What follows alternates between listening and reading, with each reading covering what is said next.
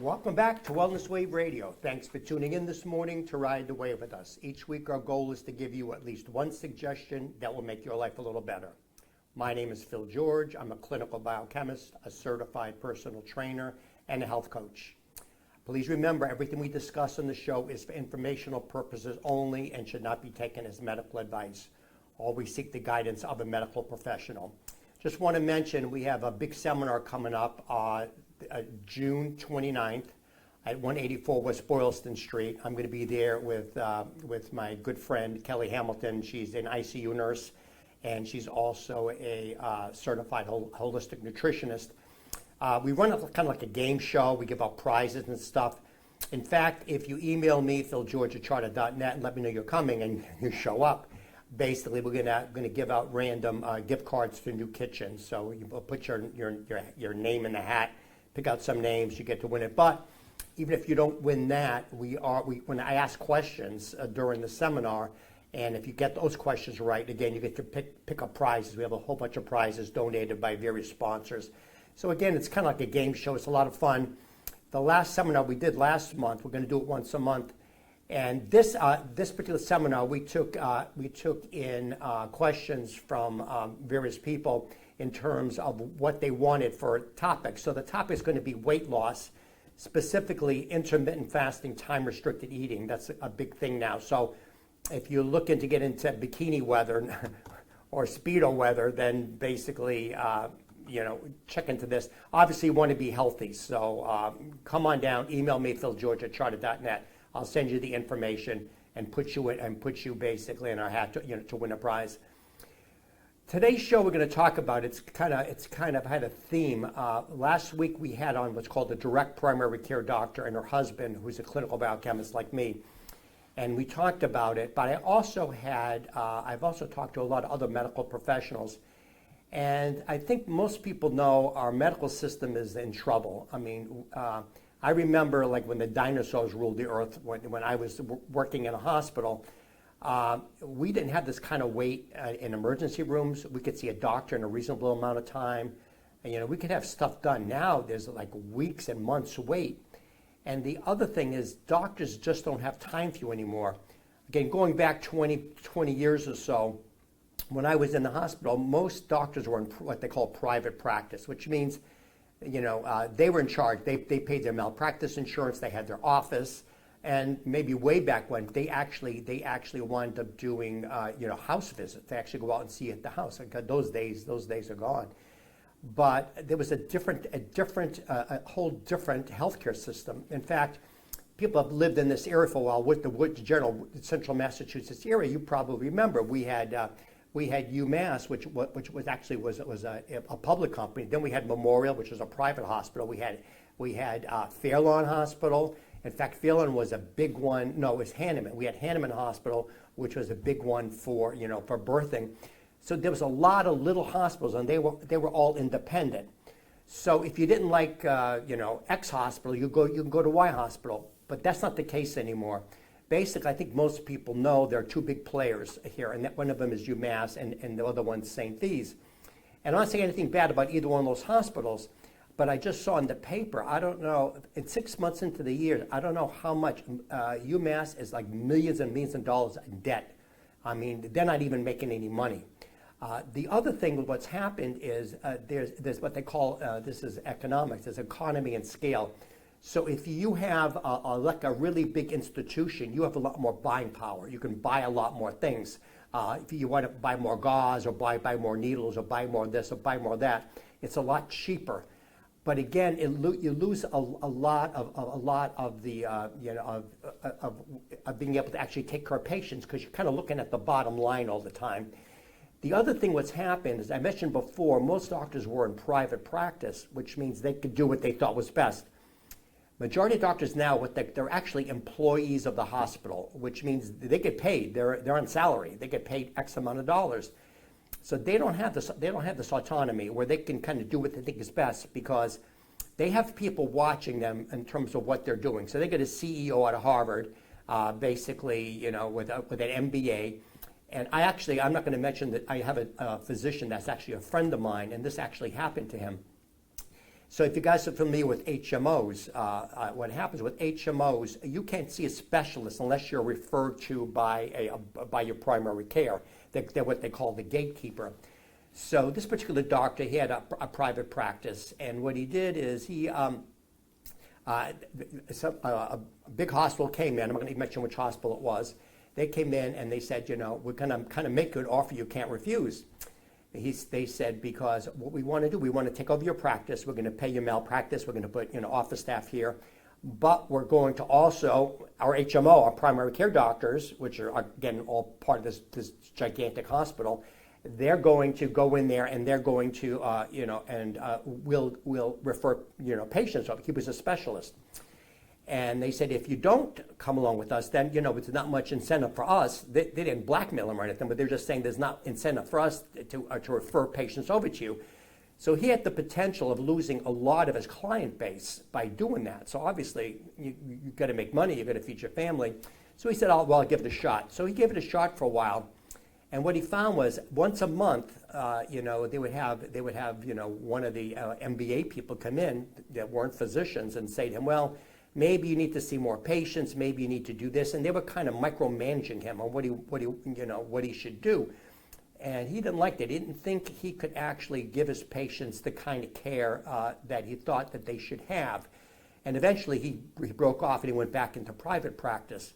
So I think you can see the conflict of interest here. And the average doctor comes out of medical school with $500,000 in debt. Okay, so they got a huge amount of debt to pay. So they're working and they're trying to pay off their debt. They got a house, they get this, they get that. And again, this is tough. I don't blame physicians. Physicians go into medicine for the right reasons. They want to help people. But if you got a mortgage, you got car payments, you got this, you got that, and you're an employee of a hospital, you kind of have to do what they want you to do. So they're kind of in a sticky situation. So on last week, I've had a lot of medical professionals that have left, the corporate entity, the big hospitals, and went back into private practice. That's kind of difficult. Think about this. They have to pay their own malpractice insurance. They're going to have their own staff. So they have to be in the profession for a while to have the autonomy and the funds to get out of the system. Most new doctors can't do that. They just financially, they just can't do it. So they have to kind of stay in the system. So last week I had on what's called a direct primary care doctor. And what that is basically, that's a doctor. Let me just back up with her. And her husband, as I mentioned, her husband is a clinical biochemist like me. And she had worked in I'm not going to say which branch, but one of the larger hospital branches, hospital systems in Central Mass. And she said to her husband, she says, I can't help my patients anymore. She says, I got 15 minutes. I think she said 12 or 13 minutes now. I get them in, get them out. The expression is now diagnose and adiose. Get you in, get you out. They don't have time to sit down with you and say, what are you eating? Are you exercising? Are you depressed? Are you this? Are you that? What they're basically going to do, they're going to find out, they're going to diagnose you, they're going to write down the diagnosis, whatever, high blood pressure. And by the way, most diseases are what they call idiopathic. And all that means is we don't know what's causing it. They don't know what's causing it, but they're going to give you a prescription for it. So as a clinical biochemist, what I want to know is what they call root cause. In fact, I'm a dues-paying member of a group called Root Cause Practitioners. I want to know what's causing the problem, what's causing your high blood pressure, what's causing your insulin resistance, your type 2 diabetes, as opposed to just throwing at insulin at you, and metformin and stuff like that. So I want to know, and that's when I see clients. What I do is I look at all their lab work. I see what the lab work says, and that tells me a lot. The lab work, I can recommend new lab work that should be ordered that they may not order. So what this direct primary care physician said, and I was sitting here, and she was sitting here, and her husband was sitting right here, and she said to her husband, he says, look, you're not happy with what you're doing. You don't feel like you didn't come into this profession just to run basically patients in, patients out. You want to really help patients. So she came into it. And there's two kinds of doctors that do this. One of them is called the direct primary care. The other one is called the concierge doctor. I'll get into both of those in a second. But the other thing I want to mention, your health is the most important thing. Okay, and you can have all the money in the world, but if you have lousy health, I mean, what does the money really mean to you? So you really got to take care of your health. You got to be the CEO of your own health. I'm here to help you. Basically, you can email me, philgeorge@charlotte.net, any questions. In fact, a lot of the questions I get, I'll read them on the air. I won't mention your name, but if you have problems, other people have problems. I have a lot of people emailing me about prostate cancer, breast cancer, cancer in general. We talk about that stuff. So, it's not medical advice, but I can give you my opinion. In fact, what I say to everybody, all my clients, I have them sign a waiver that it's not medical advice because I don't want you to sue me if something goes wrong. But the way I say it is this: if I were you, this is what I would do. Okay, I'm not you. You have different genetics than I do. You eat differently. But based on what I know about you, if I were you, this is what I would do. You have to do what's best for you. But basically, if I were you, this is what I do. And I encourage everybody to do their own research. What I do with a lot of clients, I'll send them short YouTube videos going over what I've already told them, maybe going into more detail. And a lot of these are physicians that have a lot more letters after their name than I have. So it's not just me saying it. I can back it up with, and I also have tons of studies.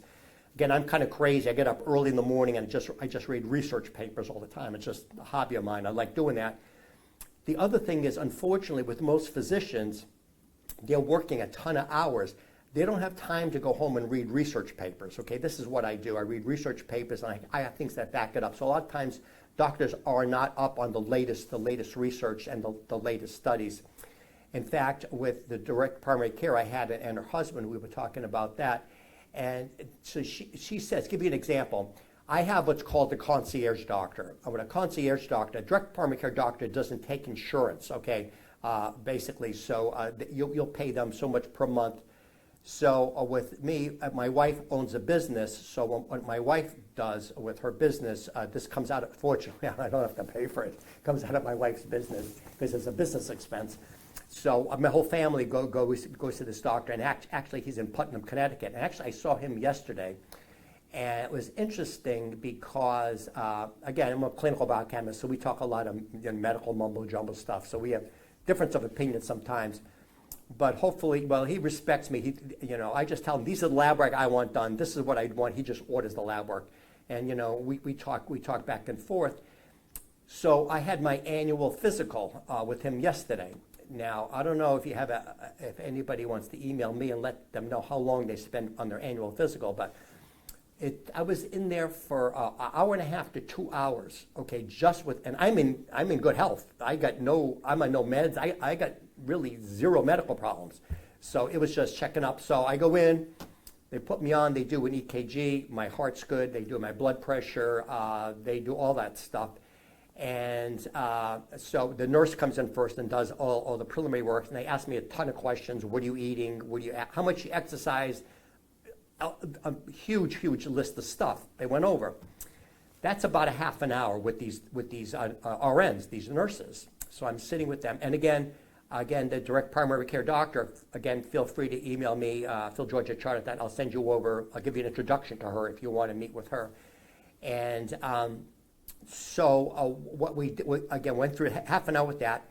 Then the doctor comes in and sits down. Is anything going on? Actually, I had a couple of questions for him. One of them was I was getting these almost bruising on my legs for no apparent reason, and I couldn't figure out why. I didn't bump into anything. So he poked around in there. He says, you got some blood vessels that are very close to the surface. No big deal. Don't worry about it. Poked around. Okay, no big deal. Then he says, I think I was diagnosed with a right inguinal hernia. That's kind of a groin hernia a while ago, and it kind of bothered me off and on. So we checked that out. Yeah, you got a hernia there, but it's not that bad.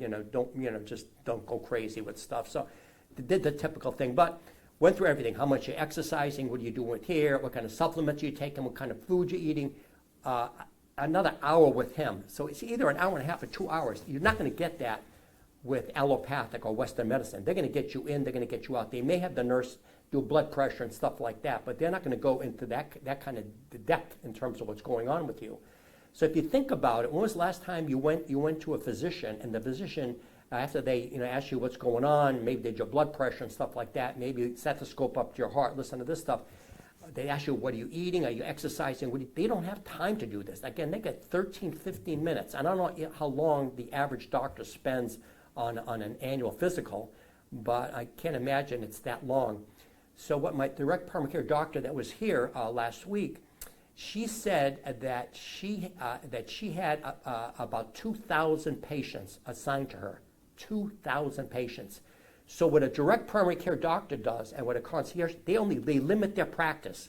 Once it's full, it's full. They're not taking any new patients because they have to, and again, the direct primary care doctor that was over here last week, what she said was, she spends, you go to see her, the very first hour is basically 2 hours. She's sitting down with you, she's talking what's your mental health like, what's this like, the other thing is, with my particular physician, and I know with this direct primary care doctor, they have a portal. So you can basically type in questions and I do this all the time. I'll ask questions, I want these lab works done.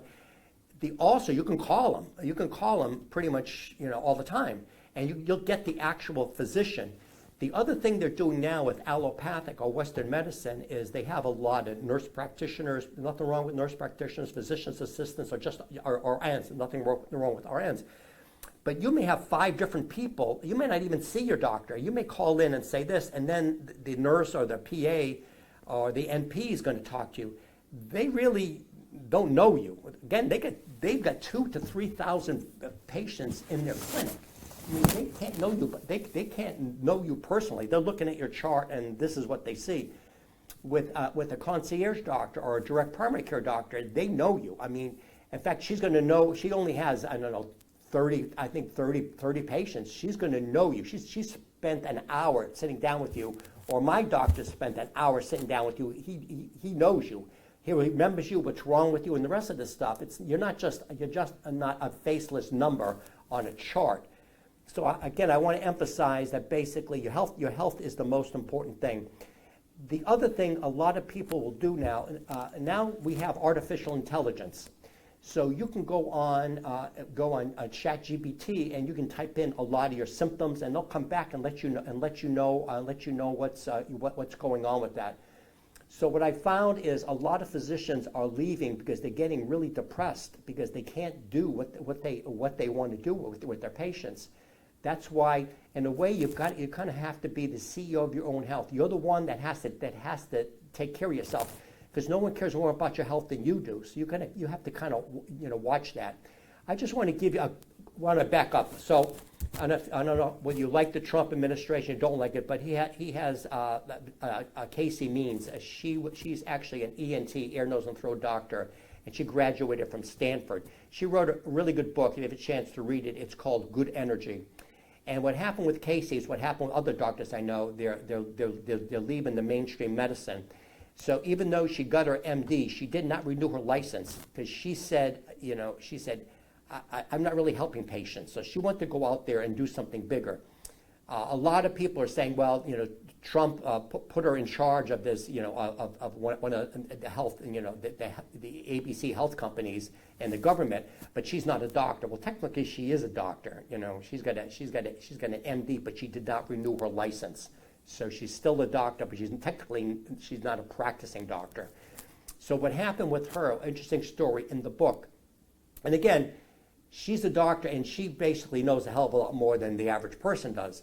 So her mother was diagnosed with cancer, and she went in as stage 4 cancer, and she asked the oncologist. She said, well, what's the prognosis? She's not good. She's maybe has 6 months, a year to live, not long. And then she said, well, we can give her chemo, we can give her radiation, we can do this, we can do that. And so she said to the oncologist, she said, well, how long, if we give her the chemo, much longer is she going to live? Maybe another month, maybe another 2 months. But, Casey Means knew if anybody's had to undergo chemotherapy or radiation, it's hell. It's not good. You're miserable. So she made the decision for her mother. She mentioned with her mother. She says, I want her basically to have as good a quality of life as she can without being suffering, just to extend her life for another couple of weeks, a couple of months. And Casey Bean said that was the best decision they ever made, because her mother said the same thing, because her mother could still function and she wasn't throwing up. If anybody had through chemo, you're throwing up, you're weak, you can't get around and stuff like that. So her mother spent the last few months of her life, they're going to give her drugs to basically cut down on the pain. But she said she was able to go out there, and and Casey said she remembers the last few days of her mother's life. They were by a lake, and they were by looking at the lake and spending quality time together. And her mother said to her, she said, "This is the best decision I think you've made." So I just read another article. Again, this is the medical advice. But what happens is the way the whole thing with chemo and radiation works, and what it does is it's called your somatic cells, which is the cells in your body as opposed to cancer cells. Your somatic cells are stronger than the cancer cells. So what happens is the radiation is supposed to kill the weaker cells, the cancer cells. But what they found is the cancer cells that survive the radiation and the chemo, they escape and they go to different parts of the body. That's why you've probably heard people coming down with the recurrence of cancer a few years later, and it may not have happened. Maybe they start out with breast cancer or prostate cancer, but you wind up with liver cancer because the cancer cell escapes and it goes away. In fact, if anybody out there has had cancer and you're in remission, email me, philgeorge@chart.net. I'll give you some suggestions on how to keep those cancer cells at bay so they don't come back and go into another organ and give you a secondary cancer somewhere else. So again, if the other thing I just heard, that if you basically have terminal cancer, by you basically doing nothing, I just read, I can send you the study I just read. You actually can live 4 times longer. So if they say you got a month to live, you may live 4 months longer, because again. And I have a relative his daughter's going through a really nasty, she had really bad colorectal cancer, had most of her colon removed, and it had to be fed through a feeding tube. And they wanted to give her chemo because they did a scan. They found that she had some cancer cells in her lymph nodes. And my cousin asked me, and she's very, very weak. She lost a ton of weight, so she's skin and bones. He asked me my advice, and I said I wouldn't. If that were my daughter, I wouldn't go through the chemo, because it's going to probably kill her, because she's so freaking weak from having everything taken out of her. At least try to get her strength built up. Maybe give her some good nutrients in the feeding tube. Try to get her, and then maybe consider it with the whole thing. But there's other things you can do in terms of, again, she's got cancer in lymph nodes. As long as those cancer cells don't metastasize, she may be okay. But again, not medical advice, but my cousin, he's obviously he's worried about his daughter. So again, these are tough things to do.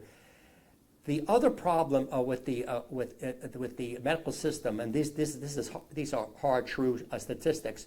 We pay the most for health insurance of any industrialized country, but we have the worst outcomes. What that means, we're paying the most for the worst. The other thing which you're finding is really the allopathic, the Western medical, in my opinion anyway, system is really dictated by insurance companies and pharmaceutical companies. What they do is now they'll basically make a decision about whether or not, and they wind up denying a lot of claims. I had some statistics here. I just looked this up. 20% of all claims are denied. Okay, which means you go in there with a procedure, and you have to get pre-authorization to get something done. So let's just say, I don't know, let's just say you've got blood in your stools, or you're messed up and you're afraid you've got colorectal cancer, and you go in there and you want to have a colonoscopy done to see if you've got cancer.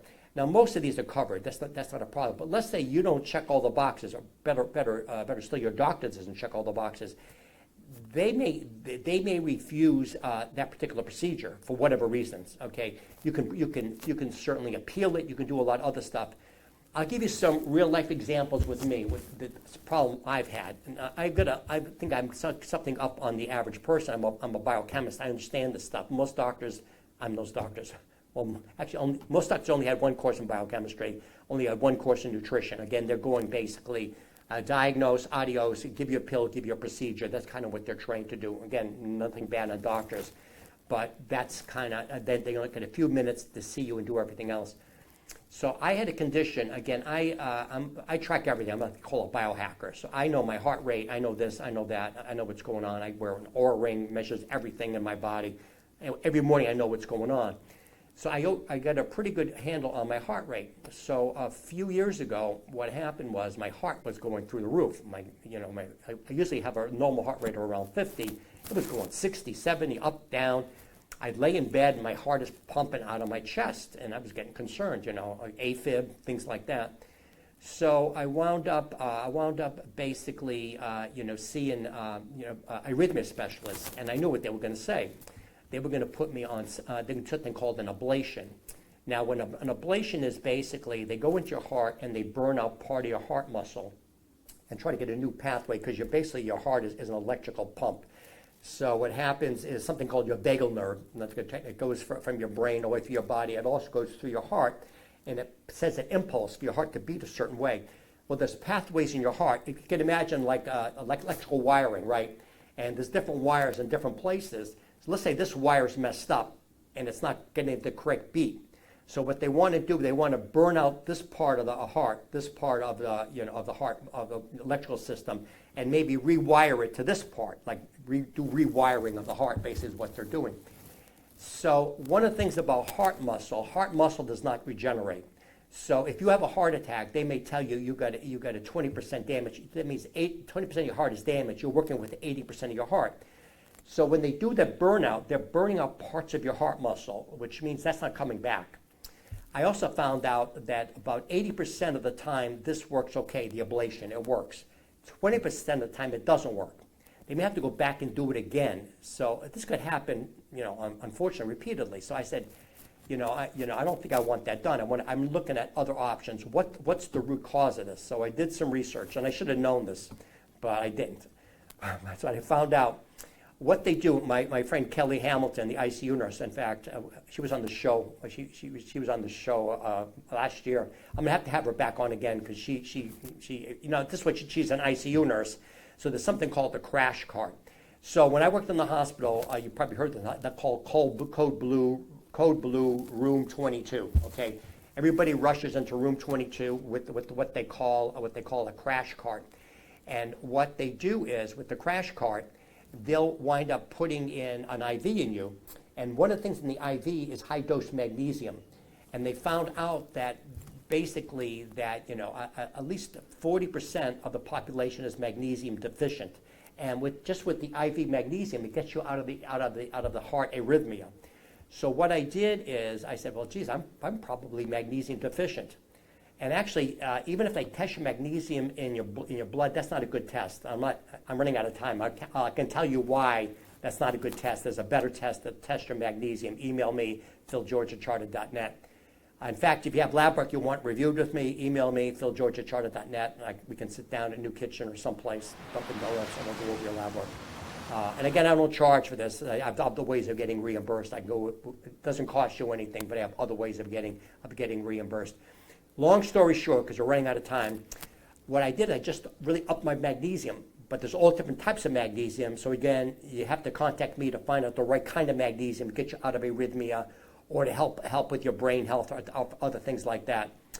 So we're coming up on the end of the show. Again, don't forget, Sunday the 29th, 184 West Boylston Street, or email me, philgeorge@chartered.net. These are the stuff we cover, and again, after the seminar, we hang around. You can come up and ask me questions, and bring your lab work with me, and I'll go over stuff with you.